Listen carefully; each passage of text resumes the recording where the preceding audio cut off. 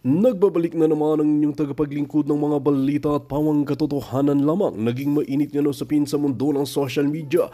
Talaga naman nagulantang itong si Soto na ito matapos nga talagang kilitisin ni Senador Marcoleta ang kanyang tinatagong kaso dahil nga rito ay hindi nga naparusahan itong si Soto na ito. Ngunit ngayon nga ay talagang nanggagalaiti ang maraming netizen. Mas lalo pang binuksan ni Marcoleta ang kanyang kaso. Ngayon nga ay nagulat lahat kung bakit nga ba hindi naparusahan itong si Soto na ito, na kung tutusin at pag-aaralan natin, ang binuksang kaso nga ni Marcoleta ay sobrang bigat, ngunit hindi nga naparusahan at hindi nakilatis itong si Soto na ito. Kaya naman ngayon ay talagang matapang na inilabas ni Marcoleta ang kanyang tinatagong mga baho at talagang muling iimbestigahan at mapaparusahan itong si Soto na ito at mabibigyan ng hustisya ang kanyang mga naargabyado. Dito nga natin mapapatunayan na talagang ito nga ang inaabangan ng maraming netizen dahil nga sa katapangan ni Marcoleta ay maraming nabubunyag na mga anomalya ng mga senador at mga politiko na ito. Kaya naman suportado ng maraming netizen ang adhikain ni Marcoleta. Para nga sa karagdagang impormasyon, panoorin nga natin ang buong video. At kung bago ka lamang sa aking channel, huwag kalimutan i-click ang subscribe button at notification bell para lagi kang updated sa ating mga bagong video. At para sa solid viewers natin dyan, maraming salamat sa walang sawang pagsuporta. Feeling ko incomplete ang usapan at narinig ko ito kay Secretary of Justice. Kailangan tell all, hindi tell half. Di ba? Ang mga binabanggit, 2022 to 2025 sila number one contractor 2016 to 2022 Hindi ako makapagpigil. Sabi ko na nga ba, lalabas siya si Duterte. Walang yaka. Sabi ko na nga ba, lalabas siya si Duterte. Tuloy. Ba't wala doon ang kwento? Hindi ba? Wala, ba't di mo tinanong sa kanila? Ba't tinatanong mo sa amin? Pwede nyo namang i-request yun, di ba? Oy, kulang. 2020 to 2025. Paano yung 2010 to 2016? Kay Yabnoy. Tapos 2016 to 2022 kay Duterte. Isama nyo dyan. Kulang yan. Ganon. Tapos ang usapan, ba't binibigyan nyo ng malisya yun?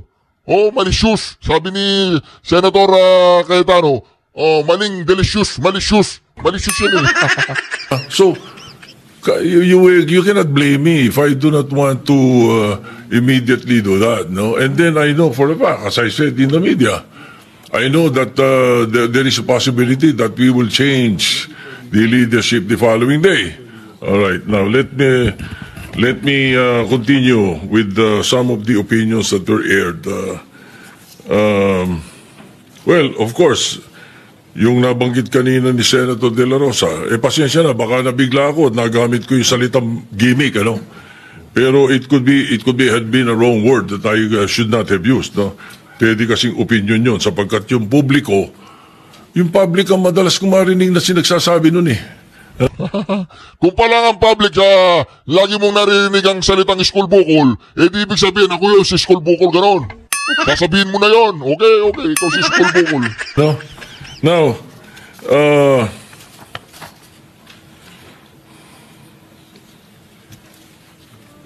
as far as I'm concerned, there's nothing illegal or out of the rules that we have done.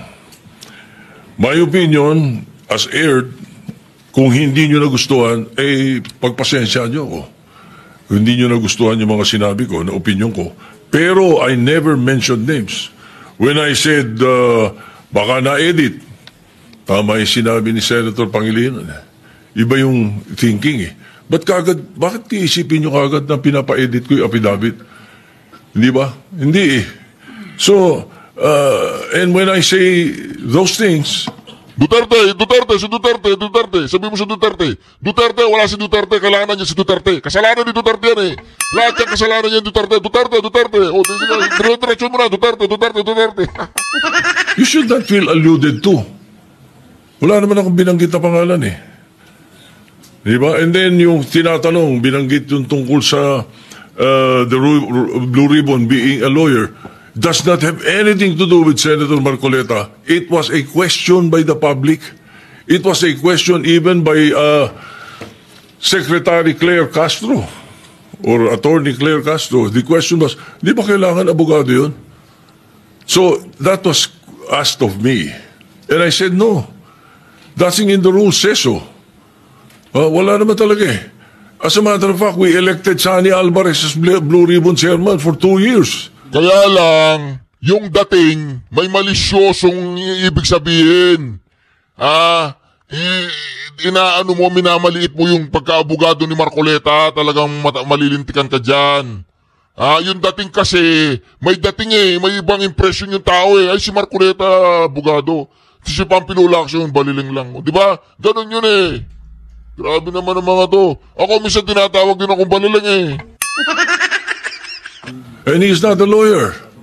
Binagdebatihan na namin nila Neftali Gonzales yan, saka nila Ernie Maceda yan, matagal na. Ano? No. He's never a lawyer. Sani Alvarez was not a lawyer. Oh, we even debated about it. Oh, I'm very sure, 100%. Oh, anyway, so again, no, wala akong binabanggit na gano'n. You should not feel alluded to when I say na ang mga, kasi, at tinatanong nila, hindi naman daw abogado Senator Lacson. Magaling na investigador eh. Di ba? Talo niya ng karaniwang abogado. Hindi ko sinabi si Senator Marcoleta abogado na yun o sino pang abogado. I never mentioned any name.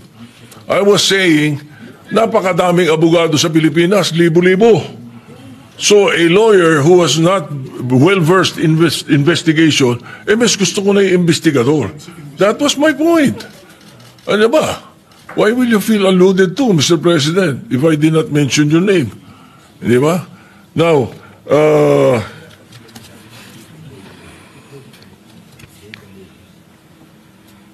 again, as far as the rules are concerned, the Senate President has the power to order his transfer. Especially in this case, now I asked the chairman of the Blue Ribbon Committee after they sent a letter, and it was done in court. It was done in the RTC 112 this morning. That was where the letter was transmitted to Attorney Valentina of the Senate Legal, who was representing the Senate in the hearing of the writ of amparo. Yun ang istorya nun. So the request was to go back to the Senate. Ay sabi ko maganda, if that is your request, because that is precisely what the members of the minority wanted. Hindi ba? So no question. O ba't may question ngayon? Nalilipat natin, binalik natin sa Senate custody. Ano? And then also, kasi parang, tingnan mo ganito po kasi yan eh. Tratado yata ito, tratado ko sir. Ganito kasi yan. Napagkasunduan nila na nag-request si Marcoleta, nag-motion siya na ibalik sa Senado. Hindi pumayag. Okay? So, instead, nagkasundo sa plenary, na doon na lang sa Pasay City Jail. Okay, pumayag. Pumayag si Marcoleta. Plenary yan Ngayon, kahit walang plenary, walang pasabi, binalik sa Senado, bastusan. Ang ginawa nila, bastusan. Kasi nainitan siya doon nalamukan, nabahuan. Si Bryce, kaibigan niya si Redon. Siguro sabi ni Redon, Brad, tawag ka na muna kay Tamba. Sabi na, oy Tamba, kausapin mo si tuta mo, Tito. Sabi mo, balik na lang sa Senado, naiinitan doon yung barkada ko. Okay. Balik sa Senado. Hindi siya tuta ni Tamba. Hindi siya tuta ni Tito si Tamba. Tito ni Biko, si Tito na tuta ni Tamba. Ganon. So, to be fair to the usaha, every day, they monitor wherever that person is. Nakakaya po nakatikim siya kay Bato. Nakatikim siya kay Robin. Nakatikim siya kay Marcoleta. Nakatikim po siya mga ka-reaction doon sa mga Duterte Black. Nakatikim siya mga ka-reaction doon sa mga basagulero lahat ang pinangga mo kasi.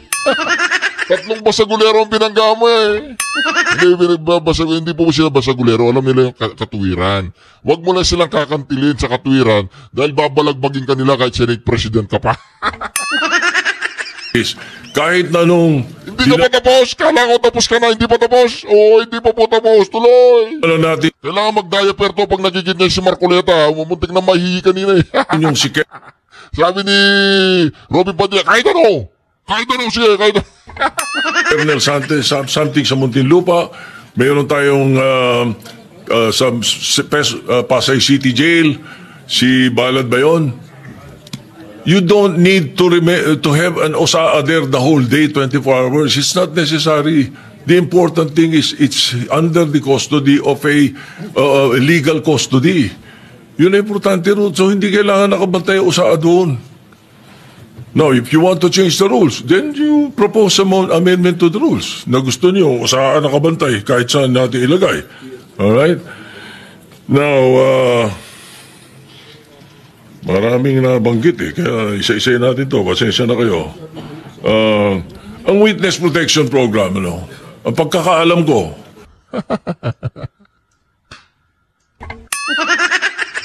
Puro na lang pasensya, puro na lang sorry, puro na lang pasensya. Senate President, pasensya. Ano ko yun, opinion ko yun. Sorry, pasensya na kayo. Marami pang pasensyang maririnig nyo sa taong to.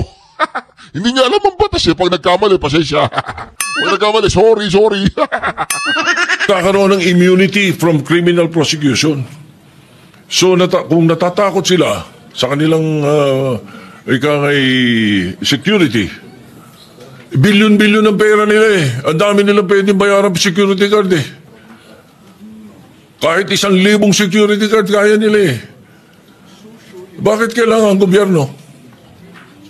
Ay galit na ang mga tao dahil hindi nga natin malaman kung ilan yan, kung nangyari nga yan, kung sila nga yan, hindi po ba?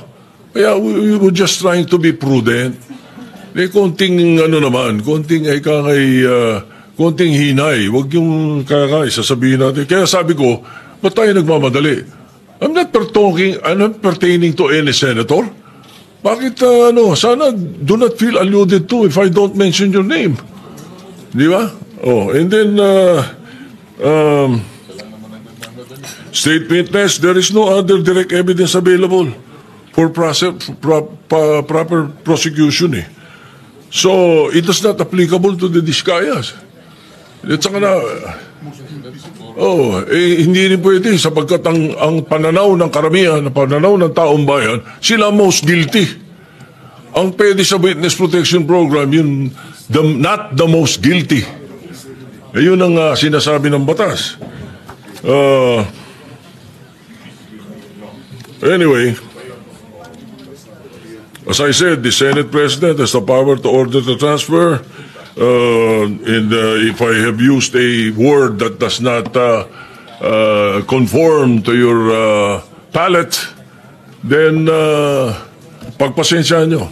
Pag ganun, pagkat karamihan ng binanggit ko, opinion ko. Kung ako ini-interview ng media, I always, as far as I'm concerned, tell the truth. Pag ang media kausap mo taong bayan eh. Ganun yun. Kaya iniiwasan ko na hindi ako magsabi ng totoo. Kung opinion ko hiningi, binibigay ko opinion ko, hindi ko tinatago. So if you don't like my opinion, I'm sorry, Mr. President. But that's how it is. Thank you. Yeah, Mr. President. What is the pleasure of the minority leader? Yeah, Mr. President, because I mentioned some of that, may I be allowed to interject? And then, of course, it is the pleasure of the Senate President if he wants to answer again. The minority leader is recognized. Thank you, Mr. President. Unang-una, Mr. President, sa rule, verba lehis. Kapag ka very clear, plain interpretation. Yo, makinig ka. Ito, malupit po to. Makinig ka, Senador. Senador Skulbungol, makinig ka dito. Clear po yun. You do not interpret. Ang sinabi po sa Rule 6, a witness in contempt may be ordered detained in such a place may be designated by the committee alone. Alone. Ibig sabihin po, yung committee lang. Ano yung with? Kasama. With concurrence of the Senate President. Hindi nakalagay or the Senate President. So you ask all the lawyers here, they will tell you, ang ibig sabihin nito, pwedeng kumuha ng concurrence or pwedeng hindi. Yun yung or. Hindi po to committee or the Senate President. Oh, di ba? Para sa bank account yan. Merong, halimbawa, School Bukol N, Bato de la Rosa.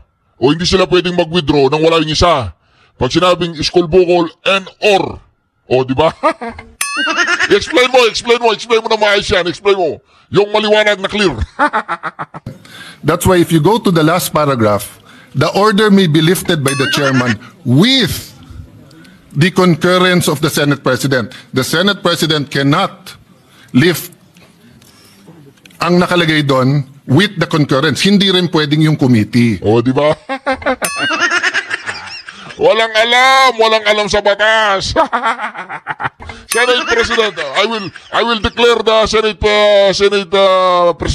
presidency vacant.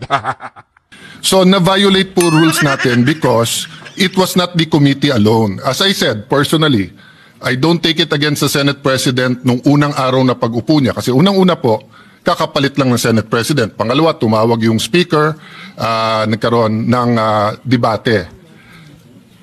Having said that, it is very clear in the rules and in the Constitution, meron Supreme Court cases yan, that the plenary is supreme. Even the Senate President said, di ba, primus inter pares, he's just the first among equals. Equal tayo lahat. But of course, he represents the Senate. So when the plenary decided to put him in Pasay City Jail, ang makakalift po niyan, hindi po yung committee, hindi po yung Senate President, it's the plenary. So we violated our rules. That's why we stood up to correct. O, di ba? Walang alam to si Senate President eh. Si School Bukol eh. Di ba? Nag-violate ka. Binayolate mo yung batas. Binayolate mo yung rules. Na hindi mo pwedeng ilip yung pinag-usapan sa plenary. Hindi mo basta-basta ililip yan kung wala ka sa plenary. Bawal yan. Palitan nyo na yan. Palitan nyo na. Kung sa inyo, papalitan ko na yan eh. Tatawagin ko siya. Hello, Senator Marcoleta. I-vacant mo na yung Senate President bukas, ha? I-vacant mo. Oh, nakausap ko na yung bilyar. Yung bilyar ano daw, talagang balimbing. Balimbing ang bilyar. Oh. Okay, let me go now to the Witness Protection Program. Let me first mention, I love the humility of the Senate President in the sense na sinabi niyang opinion niya yon, and of course the Constitution guarantees him his opinion. But let us remember, Senator Tito Soto before Monday gave the opinion of a senator. But after Monday, he's giving the opinion of the Senate President. There's a thin line between the opinion of the Senate President for the Senate and the opinion of Senator Tito Soto. Both are valid. He always studies. He always knows what he's talking about. But magkaiba po yun eh. Magkaiba yung dinidebate ko siya sa opinion niya at yung opinion ng Senate President bilang Pangulo ng Senado. So for example po, Mr. President, and let me address then Senator Kiko, although in a sense it's none of my business because he was manifesting that in the Blue Ribbon Committee. Iba po ang Witness Protection Program, Section 3, Admission in the Program. Iba po yung Section 10, State Witness. Iba po yung Section 17, Discharge of a State Witness. Yung pong... Alam po ninyo mga kareaksyon, ako yung napapagod kay Senator Alan Peter Cayetano eh. Kasi parang nagtuturo siya sa college. At ang estudyante, si School Bukol. Ako yung napapagod sa kanya eh. Ang daming abogado eh. Yung abogado, tatawagin nyo ba? Hello, ikaw ba yung Chief of Staff ni School Bukol? Ano pangalan mo? Si Miss Tapia. Turuan mo nga ng rules yan, tsaka turuan mo ng bylaws ng Senado. Para hindi tayo nasasayang ng oras eh. Nagtuturo si Senator Marcoleta, nagtuturo si Batorni, nagtuturo itong si Attorney Cayetano. Inaubos ang oras natin sa Senado, sayang yung pera, sayang yung araw eh. Ano ba yan? Si School Bukol nagpunta ba dyan para matuto o para... Sinasabing he does not appear to be the most guilty, yan po ay tatanggapin natin pag state witness na wala po tayo doon. Nandun pa lang tayo sa Section 3 protection. So let me make that clear. Kasi po, ang nasabi ng Senate President, paano yun yung perception ng tao, most guilty sila? First of all, I don't agree. Kaya nga nagrarally, alam ng tao may mastermind sa likod nila. Di ba? Napakagaling naman ng Diskaya na pati BICAM, pati budget, pati everything, sila ba nagpapatakbo ng gobyernong Pilipinas? Di ba? They probably could be one of the most guilty na may kasama sila, pero it is very much possible na may mastermind behind them. At hindi lang po sila ang may ghost. So kung sila ang mastermind, then ibig sabihin, for example, Wow, Sims, etc. Ibig sabihin nun, kasama din sila. Pero kung ginagawa din ng Sims yun, ginagawa din ng Wawaw, maaring individual racket yun, maaring meron pong mastermind. Maaring nasa DPWH yung mastermind. Maaring nandito sa Senado, maaring nasa Kongreso, maaring napakataas ng posisyon. Hindi ko po alam.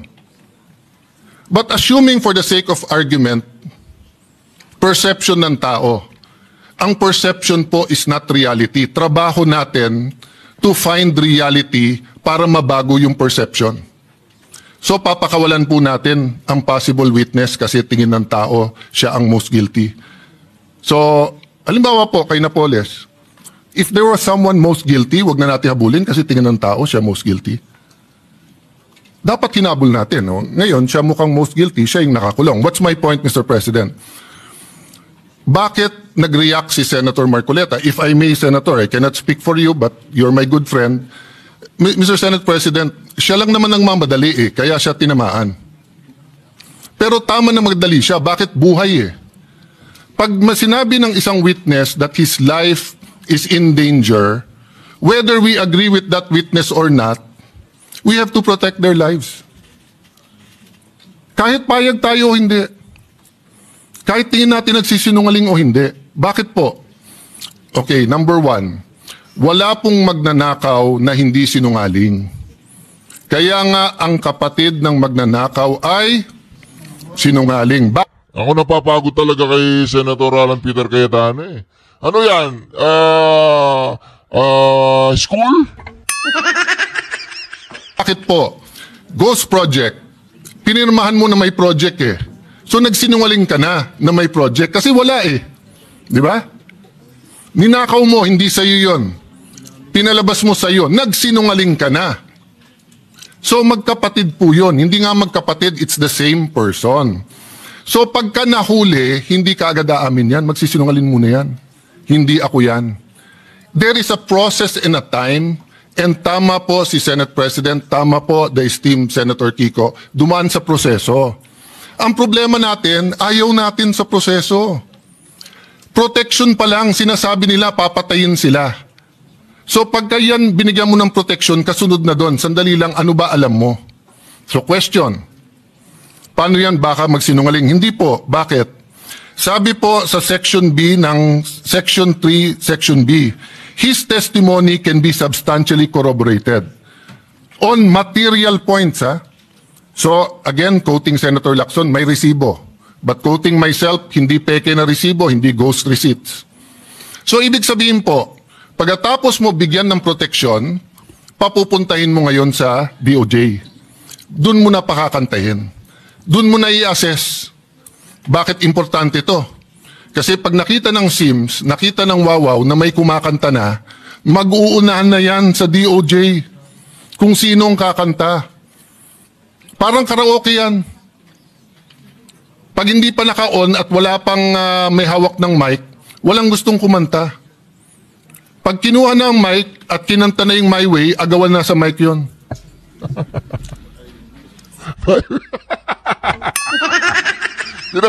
Kinanta na yung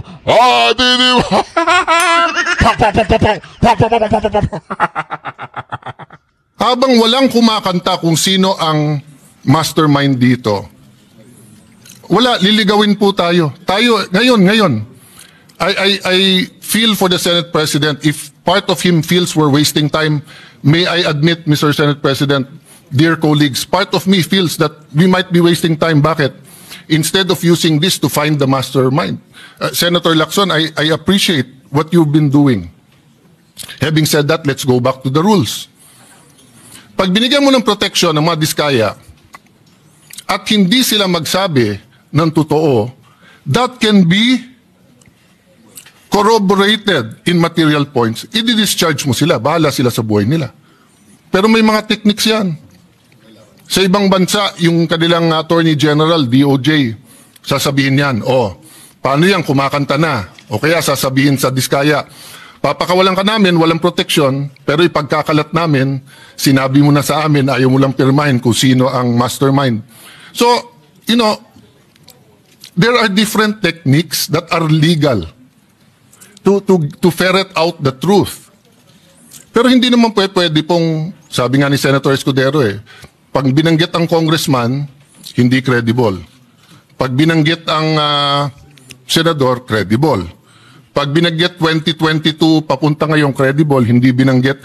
I myself think dapat banggitin na 2016. Ba't banggitin nyo rin 2010 to 2016? Wala naman nagsabing graft-free ang ng DPWH noong 2010 to 2016 Sa Panahon ni Abnoy. Sige, try mo si Abnoy. bayan namin, contractor, congressman, doon na uso yung sheet piling 2010 to 2016. Bago nun, walang sheet piling sa Taguig. Pero yung sheet piling na isa sa mga pinaka-corrupt ways of flood control, nangyari po to 2010 to 2013 or 2016. So let's get to the bottom of it. But let's follow the law. Yung state witness, malayo pa yon. So nung una ko nabalitaan, kailangan state witness, I disagreed with Senator Marcoleta and went up to him and said, Boss, baka magkaiba tayo ng opinion kung dapat si Diskaya. Pero tama nga siya, wala pa tayo dun, nasa protection pa lang Hindi pa natin naririnig kung anong sasabihin nila. Ngayon, kung, hindi ko na itutuloy, pero yung initials lang, kung BS ang sasabihin sa atin, buisit sila. I-release mo sila ulit. Diba? Pero paano po kung willing sila magturo? Last point. Iba po ang discharge of the accused to state witness. I think it was JV Hinlo sa Facebook na nagsasabing, remember, hindi all or nothing to. Pag state witness ka, hindi ibig sabihin, totally discharged ka na. Pwedeng halimbawa, imbis na 5 habang buhay na pagkakulong, 1 habang buhay na pagkakulong ka na lang. Ngayon yung sinasabing kailangan isoli yung pera, I agree with that. 100% dapat may restitution. 100% dapat ibalik. Sa Biblia nga, doble pa dapat ibalik. Ito lang po ang tanong. Wala sa batas yun Wala sa batas. That's a matter of public policy. So what does it mean? Patawag mo muna yung mga diskaya o anong willing nyong gusto sabihin. Okay. Makorroborate nyo ba? Ibig sabihin, meron bang resibo yan? So sinabi mo, eto binigyan ng 30%, nasaan yan? Kasi hindi ko na po babanggitin ngayon Or babanggitin ko na po ngayon. Sa Taguig may project po ang mga diskaya. Open bidding Pero kung hindi ako magkakamali, sa Pasig meron din pong project ang mga diskaya. Both kay Mayor Vico sa City Hall at both sa And siya pa nga nagsabi nun, kung hindi ako nagkakamali this is not an expose. I'm just telling you as a fact. And I'm looking at when tong mga project na to. So far, wala pa kami nakikitang ghost. So far, may nakikita kami. Maganda pagkagawa, okay or pangit, pero subcon daw. Hindi ko alam. Of course, malicious yung pagka-post. Malicious, mali na delicious. Malicious. Kaya pinagpepestahan kasi pag sinabi 1 billion in 3 years. Malicious. Diyan ko natutunan, malicious. Mali na delicious. Malicious. Kaya pag mali, delicious yan. Malicious yan. Taguig has 1% of the population of the Philippines. We have 1.3 million people, almost 1%. Taguig is one of the biggest income earners of the Philippines. So ang infra ng Taguig is between 7 to 9 billion. So sa 7 billion a year, in 3 years, 21 billion. Ang 1 billion mo, wala pang 4%. Ang Taguig used to be underwater for 3 months. Pag umulan ng December or November, hanggang January na yon. Awan ng Diyos, hindi masyadong bumabaha ngayon. Very minor. So what's my point? Imbestigan niyo po kami. Huwag niyo pong i-exempt ang kahit anong city. Huwag niyo i-exempt si Alan Cayetano. Huwag niyo i-exempt ang congressman namin. Huwag niyo i-exempt yung kapatid ko na dating mayor. Huwag niyo i-exempt si Vico Soto. Huwag niyo i-exempt si Joel Villanueva. Lalong niyong wag i-exempt si Jinggoy Estrada. Huwag niyo i-exempt ang mga congressman. Pero bakit? Sandali lang. Nagsalita ka, Diskaya, bawal ka na. Pero ikaw, Bryce, dahil senador binanggit mo, sige, sabihin mo lang kung saan mo gusto, doon ka na magstay. Hindi ata tama po iyon. No?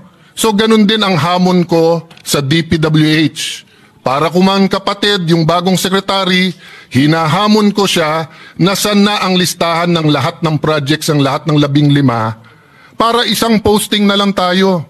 Hindi yung parang nachismis ka na magse-Senate President ka, biglang may lalabas na listahan. O nachichismis si Lito, nakikipag-usap sa akin, baka may lumabas na listahan sa'yo. Pinag-uusapan namin yung paborito kong Maha Blanca ba tawag doon? Na dinadala niya, tibok-tibok pala, tibok-tibok. So Mr. President, I understand the stress. Bagong upo ang majority, the country is in turmoil in sense of finding an answer, but there are rules we have to follow. So, mahaba pa to, pero witness protection program, doon pa lang po sa protektahan. Marami siyang pera, may security. So, kung napatay siya, we will never know. We will never know who the mastermind is because a simple sulat order na please protect them. Protect them, give them 48 hours. Pag hindi sila nagsabi kung sino. Pag sila nagsabi, pero BS ulit yung sinabi nila, di-discharge natin.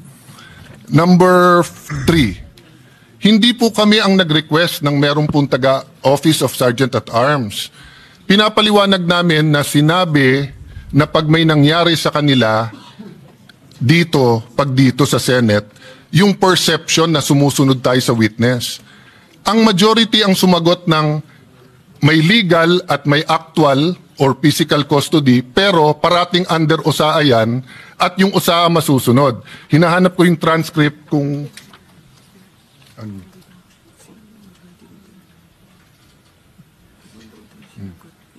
yeah.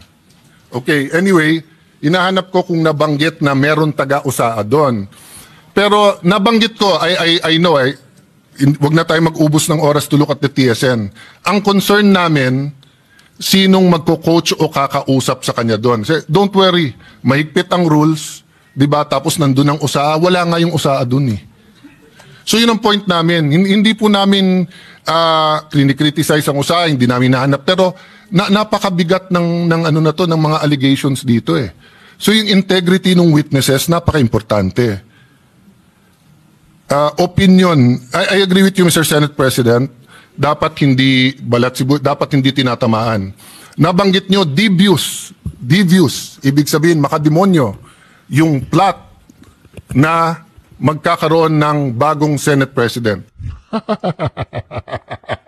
Makademonyo na kagad yun, devious na kagad.